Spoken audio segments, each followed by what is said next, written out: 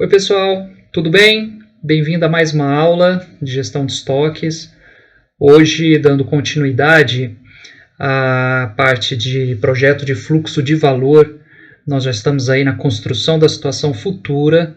Falamos aí recentemente sobre motivações para você criar um ponto de supermercado e agora a gente vai aprofundar mais nesse assunto. Vamos conversar aí sobre o projeto do fluxo de valor contemplando esses pontos de supermercado. Nós vamos abordar hoje um tema muito importante, que são as políticas de atendimento da demanda. Então, recordando aí da última aula, a nossa definição do sistema híbrido de planejamento e controle da produção e dos estoques, né? É um sistema de PCP, no qual em um mesmo fluxo de valor, tá? Notem aí que você, apesar de terem 3 fluxos representados aqui, mas é só por uma questão didática. Na verdade, eu estou me referindo ao mesmo fluxo de valor. Receber matéria-prima, né, injetar, montar e expedir. Coloquei aqui 4 processos só para ilustrar e ficar mais didático, tá bom, pessoal? Então, dentro de um mesmo fluxo de valor, você tem diferentes políticas de atendimento da demanda e diferentes métodos de programação e controle da produção, ou tipos de controle. Então, quando a gente fala em políticas de atendimento da demanda, que é o tema da aula de hoje, é o ponto que a gente vai se aprofundar, a gente está querendo dizer que dentro de uma mesma empresa e num mesmo fluxo de valor, você pode ter produtos que são fabricados naquele fluxo que vão serem produzidos e entregues ao cliente num tempo diferente, com prazos diferentes. Ou seja, se um produto, como você está vendo aqui, ó, ele é produzido a partir do estágio aqui de injetar, ele vai ser fabricado contra pedido, a partir de todo esse ponto.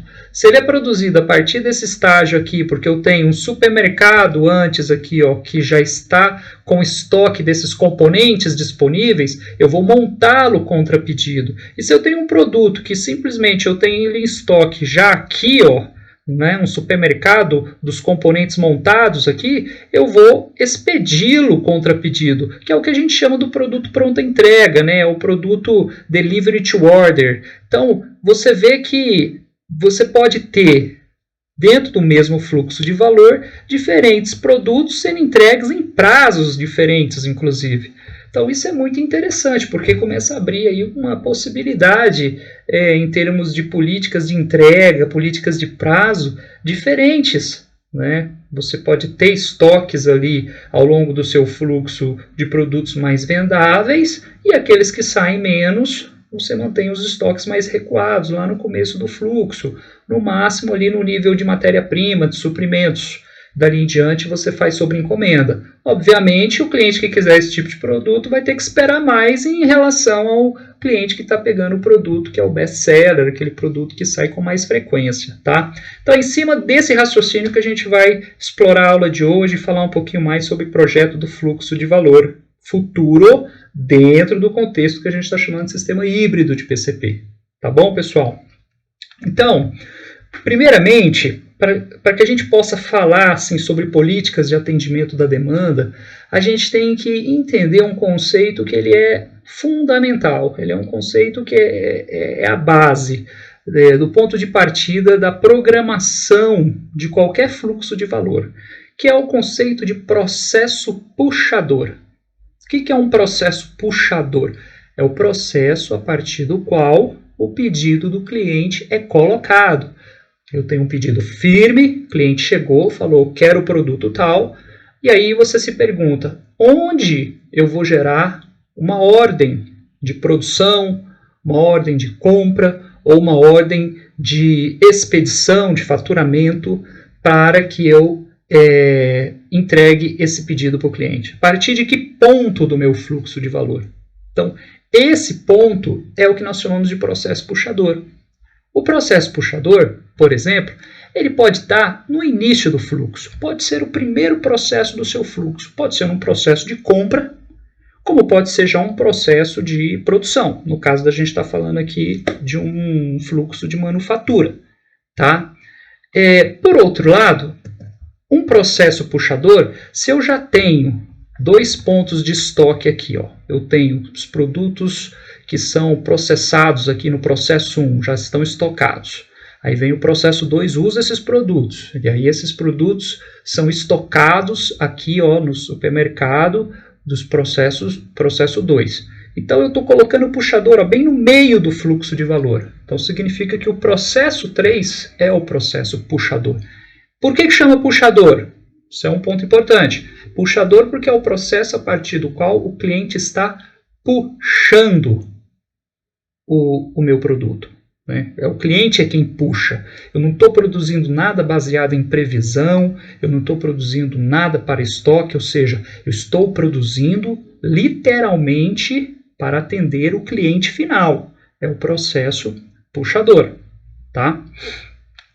Aqui, ó, voltando, quando o processo puxador é no início do fluxo, esse tipo de fluxo aqui, ó, pessoal, é o que a gente chama de sistema puxado sequencial. Ou seja, é aquele sistema no qual a programação do cliente ele é colocado desde o início do fluxo e dali você vai achando um puxado sequencial.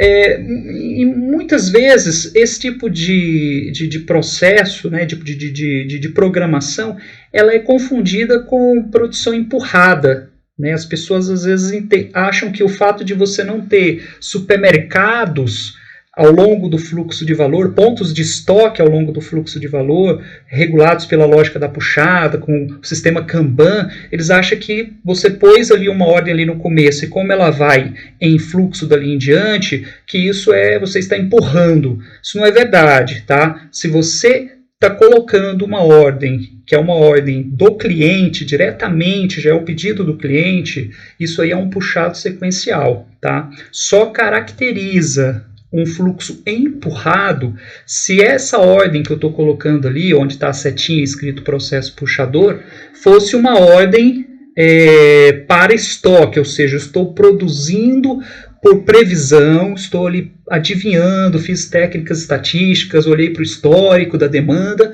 e aí eu vou manter um estoquezinho ali de produto acabado, porque não dá tempo, o meu cliente não está disposto a esperar o fluxo inteiro. Então, quando você faz por previsão, para manter um estoquezinho de produto acabado, aí nesse caso não é um puxado sequencial, aí nesse caso é um sistema empurrado, tá? Então, empurrar está diretamente relacionado com programação baseada em previsão. Programação para estoque baseada em previsão. Aqui não é previsão. O cliente chegou, está pedido firme, colocado na carteira, e aí você colocou lá no início do processo. Dali em diante ele vai em fluxo, é o processo puxador ali bem no começo do fluxo. E uma terceira opção é quando... Uma terceira, né? Na verdade, uma outra possibilidade é o processo puxador, ele pode estar inclusive no final do fluxo.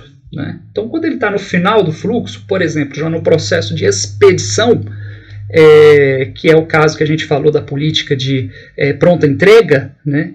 No caso, a expedição é o processo puxador. Tá? E aí significa o quê? Que você tem estoques antes desse ponto que vai garantir com que você coloque o pedido já diretamente ali na expedição, ou seja, no estoque de produtos acabados, né? Puxando do estoque de produtos acabados, que nesse caso aqui, muito provavelmente, é esse ponto aqui. Tá bom, pessoal? Então, processo puxador é isso.